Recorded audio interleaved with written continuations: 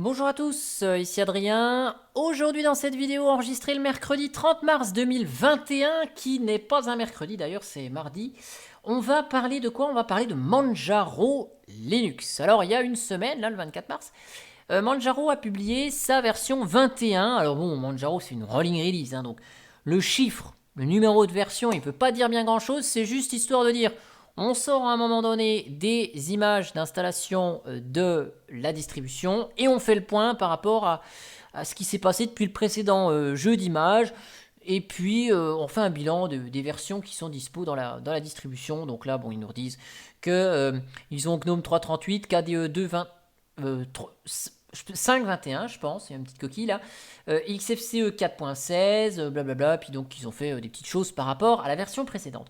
Nous, on ne va pas se concentrer sur les nouveautés de Manjaro 21, pour le but. Nous, ce qu'on va faire, c'est qu'on va lancer cette machine virtuelle. Et cette machine virtuelle que je suis en train de lancer, vous voyez, elle a un snapshot qui a été fait, j'ai fait une instantanée, qui s'appelle Stop Maj Juillet. Alors je vous ai fait une vidéo, peut-être au mois de juin, juillet, sur Manjaro, c'est possible. Et je me suis dit, Adrien tente une expérience. Au mois de juillet, j'ai dit, je fais un instantané de la machine virtuelle, au cas où, et je ne vais plus mettre à jour pendant 6 mois Manjaro, et je ferai un bilan, et je vais essayer de voir si 6 mois après, je peux mettre à jour la distribution. Alors finalement, j'ai oublié de faire cette vidéo, et je la fais maintenant, donc juillet, août, septembre, octobre, novembre, décembre, janvier, février, mars, ça fait 8 mois et demi, enfin ça dépend quand c'était, ça va faire un peu plus de 8 mois que je n'ai pas allumé cette machine virtuelle. Alors, je vois que les additions VMware ne veulent pas fonctionner. Je vais vous mettre ça comme ça, ce sera beaucoup mieux pour vous, ok? Donc, petit état des lieux de la distribution.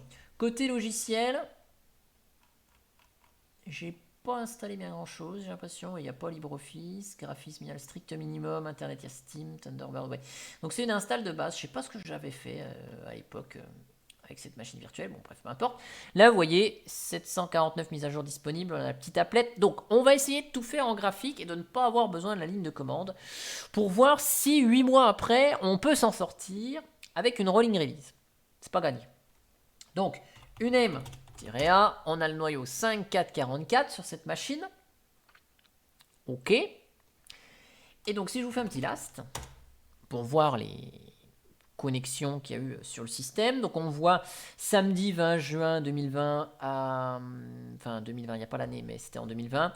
9h39, installation. D'ailleurs, si je vous fais un less etc, rien du tout, plutôt var log pacman.log. Voilà, on voit que ça commence le 20 juin 2020, ce fichier. Et donc, si je vais à la fin, on voit que le dernier truc qu'il a fait avec le gestionnaire de paquets, c'était le 13 juillet 2020. Voilà, c'était une mise à jour où il y avait Firefox et PRMac. Donc, effectivement, 20 juin, j'ai fait plein de trucs le 20 juin, probablement une vidéo. Le 13 juillet, j'ai fait une petite mise à jour, probablement. Je fais 2-3 bricoles. Et ça s'est arrêté là. Et depuis le 13 juillet, il ne s'est rien passé. Vous voyez, 30 mars, on est là. Donc, mettons à jour notre distribution. On va le faire graphiquement avec PRMac. OK. 1,7 Go à récupérer. Je vais regarder si j'avais mis de l'AUR. Il n'y a pas de logiciel supplémentaire, donc j'ai peut-être pas mis de l'AUR. AUR. Non, c'est rouge. Ouais, donc non, c'est pas activé. Pas de snap, pas de flatpak. OK. Donc, j'applique les mises à jour. Synchronisation de base de paquets. OK. Donc, il y a des nouveaux paquets à installer et d'autres à désinstaller. Donc là, il y a eu des changements, probablement. Vous voyez, il va me désinstaller plein de MHWD NVIDIA quelque chose. Donc, si on a du NVIDIA, peut-être on a de la case, je sais pas. Non, on a MHWD NVIDIA 460. Donc, soit ils ont viré tous les pilotes vieux et il n'y a plus que le 460, soit il y a autre chose. Je ne sais pas. Donc, on va appliquer. Recherche de conflit. Pas de conflit. Il vient de télécharger Arch Linux Keyring, donc les clés qui permettent de vérifier que les paquets sont signés en provenance d'Arch Linux. Pareil chez Manjaro, Manjaro Keyring, oui, parce que Manjaro, c'est basé sur Arch Linux. Configuration de Manjaro System. Donc, le paquet Manjaro System, c'est le paquet, vous savez, qui... Tiens, on va afficher les détails. C'est le paquet qui vient faire des actions automatiques, alors qu'on les ferait manuellement sur Arch Linux. Supprimer un fichier, faire des bricoles. Donc, par contre, une fois que Manjaro System s'est configuré, là, il ne faut pas annuler et redémarrer, parce que il est probable qu'on casse quelque chose. Donc là, bon, il nous fait des bricoles, il télécharge. Je vais désactiver la veille, peut-être, pour éviter que l'écran se verrouille. Système, jamais.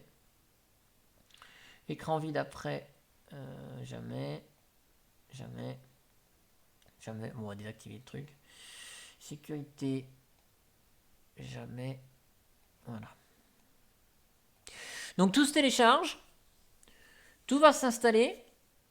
On va télécharger un 5.4 VirtualBox, là, ok, c'est bon. Donc on va laisser télécharger, ça peut être long, s'installer, ça peut être long. Et on fait le bilan une fois que tout est installé. Je vous accélère tout ça et je vous donne rendez-vous dans 15 secondes pour vous. Et dans, regardez, 23h32 dans la machine, il y a 2 heures de décalage. Donc vous verrez combien de temps ça a pris au total.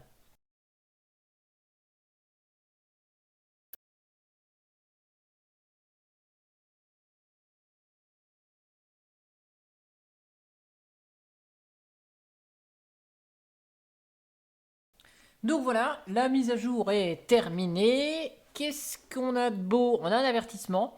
Donc là, si on a une carte Nvidia, hein, puisque ici MHWD Nvidia, il y a des petits trucs. Donc ici, on a des nouveaux fichiers qui existaient déjà.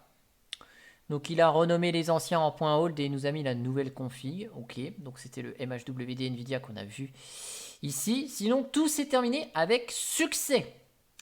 Donc normalement, tout doit bien se passer. Qu'est-ce qu'on va faire? On va redémarrer tout ça. On va fermer ça. Hop. Donc là, on peut que se déconnecter. On ne peut pas redémarrer. Une mise à jour de Polkit ou de je sais plus quoi là. Et on n'a plus les droits avec XFCE d'arrêter ou de redémarrer la machine. Donc on peut que se déconnecter. Et on a ici l'écran de connexion. On va redémarrer. Voilà, on fait en 2 temps. Au moins l'écran de connexion, il est toujours fonctionnel. Et donc là, notre Manjaro, mise à jour, avec un retard de 8 mois, se démarre. Et on va voir si ça fonctionne ou pas. Donc vu qu'on est sur le HDD, forcément c'est plus lent. Ah, il n'arrive pas à charger des noyaux, enfin des modules du noyau. Ouais. Et le disque ne bouge plus, mais on a un petit curseur clignotant. Alors, on n'a pas d'interface graphique, on va voir ce qui se passe. Ah, quoique, regardez.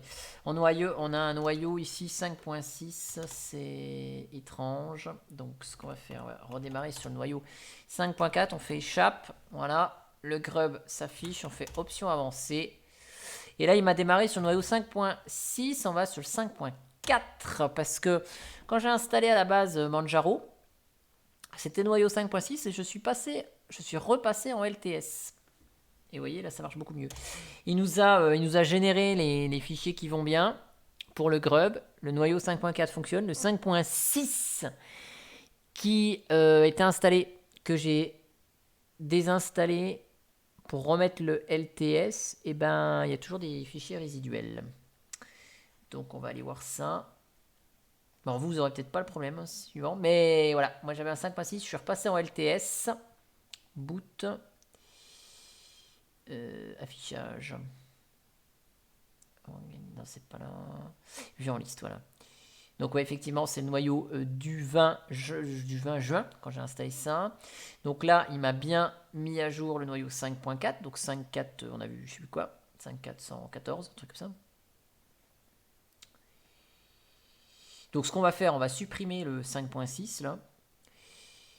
Hop, je vais lancer peut-être le gestionnaire de paramètres Manjaro. Noyau. Ben remarquez, vous voyez, on n'a plus de 5.6. Alors, soit le paquet a disparu, Soit quand j'ai désinstallé, vu que c'était celui qui était dans l'image ISO de base, et ben, il a pas enlevé les fichiers. Alors, on a dit c'est Linux 54, là, les 5.4. Alors, 5.6, c'est Linux 56, non. On n'a aucun paquet. Donc, ce qu'on va faire, il n'y a plus de paquet Linux 56. Donc, ce qu'on va faire, on va supprimer le noyau 5.6. Oui, on va faire ça en ligne de commande. Non, on va pas faire ça en ligne de commande. On va faire ça en graphique, vous allez voir. Voilà. Et hop, le noyau 5.6. Déplacé dans la corbeille. Supprimer. Voilà. Et par contre, si, il y a un truc qu'il va falloir faire en ligne de commande parce que je pense qu'il n'y a pas, il y a pas d'outil dans Manjaro pour ça. Je vais chercher grub pour régénérer le grub. Non. Donc soit la méthode Crado, c'est vous installez un truc en rapport avec le noyau. Ou vous installez avec le gestionnaire de noyau un noyau que vous désinstallez et le grub se régénère. Soit ici, nous on va le faire en ligne de commande, ce sera beaucoup plus propre. Terminal. Sudo. Je vais mettre ça en gros. Sudo grub2 mkconf. Non, c'est pas grub2, c'est peut-être grub tout court chez Manjaro. mkconfig. Ouais. -o boot grub. grub.cfg. Voilà. On régénère le fichier grub.cfg avec la commande grub mkconfig. Et plutôt que ça s'affiche sur la console, -o, on lui met un fichier de sortie, output. On met ça et vous voyez, il me régénère l'amorçage du grub avec uniquement le noyau 5.4. C'est tout.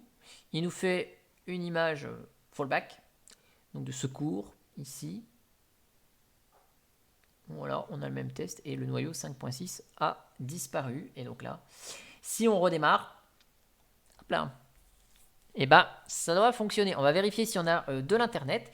Si le gestionnaire de paquets fonctionne correctement, on va installer un paquet par exemple. Je sais pas ce qu'on va installer. Alors qu'est-ce que j'ai en bas là? Qu'est-ce qu'on peut installer? Audacity, tiens, on va installer Audacity. Audacity. Hop. Donc on va vérifier comme ça que l'internet fonctionne. Audacity. Installer. Appliquer. Ok. Et donc là, on voit quoi? Eh ben on voit que tout fonctionne bien. Nickel. Donc c'est dans Multimédia, Audacity. Et voilà. J'espère que Audacity n'est pas bugué. Donc effectivement, avec comment il s'appelle? Avec Linux Mint, hein, j'avais dit si vous mettez pas à jour votre système, ben c'est pas bien parce que il faut faire les mises à jour. Certes, Linux Mint ne propose pas les mises à jour, mais si vous êtes 6 mois, 8 mois, 1 an sans faire les mises à jour, vous pouvez, c'est une fixe release. Avec Manjaro, c'est une rolling release à prendre avec des pincettes. Je voulais faire ce test, et bien le test est réussi. Alors il y a eu un petit loupé effectivement avec le noyau 5.6, parce que je ne suis pas resté sur le noyau mainline ML, hein, la dernière version stable sortie. Je suis repassé sur un LTS, donc effectivement il y a un noyau résiduel 5.6 qui est resté, mais on l'a supprimé à la main. Et on a régénéré le grub, c'est bon. Donc de manière générale, oui, avec ce test, 8 mois après, on peut faire des mises à jour sur une rolling release comme Manjaro et ça fonctionne, on n'a pas de casse. Après, il faut quand même pouvoir éventuellement récupérer la chose avec de la ligne de commande. Si on peut rencontrer éventuellement un petit dysfonctionnement, vous avez vu, le petit fix était facile à appliquer et notre système, il est en vie. Donc Manjaro permet, dans ce cas-là, de se mettre à jour, même si ça fait longtemps qu'elle n'a pas été mise à jour. En tout cas, j'espère que cette vidéo vous aura plu, ce petit test vidéo, j'espère que vous avez aimé. Et moi, je vous dis à bientôt pour une prochaine vidéo. Allez, hop là, ciao ciao.